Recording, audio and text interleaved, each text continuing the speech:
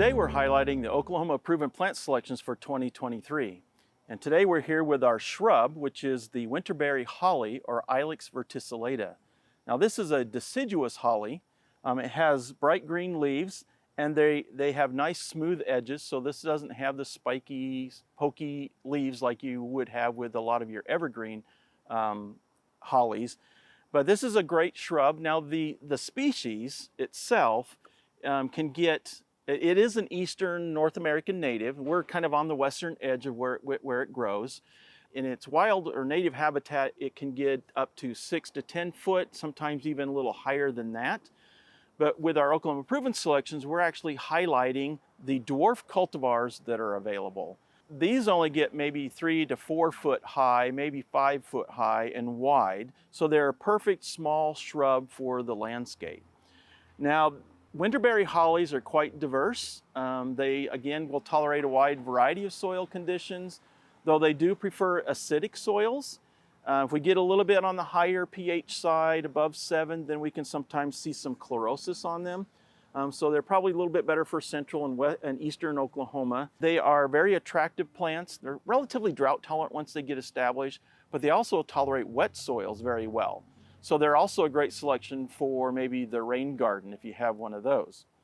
Now I mentioned this is a deciduous holly. The female does produce bright berries. So as with all hollies, they're male and female plants. The female produces the bright berries, and you do need to have a male in the area to make sure you get good pollination so that you can enjoy those bright berries. So there are several different male selections that are available, but these because they're deciduous, once the leaves fall, these bright berries will remain on the plant well into the winter months. When they're fully ripe in mid to late winter, then the birds will come in and they'll eat them up. So typically they're a bright red to a bright orange. I mentioned several different dwarf cultivars. Some of the more common ones is Berry Poppins. And then there's a Goblin series. So there's Goblin Red and Goblin Orange. I believe this one is Goblin Orange. And then, as mentioned, they also have some male selections that you would want to make sure you plant next to them. So they typically recommend one male for about every 8 or 9 females to ensure that you get good pollination.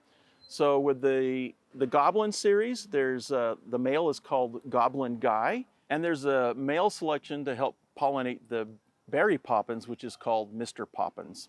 Now, as mentioned, this is a great small shrub for the residential landscape where we have smaller, tighter spaces. So it's a nice, small, compact shrub. In the springtime, the flowers are a great nectar source for our pollinators, especially honeybees. And it's also the larval host for the Henry's elfin butterfly.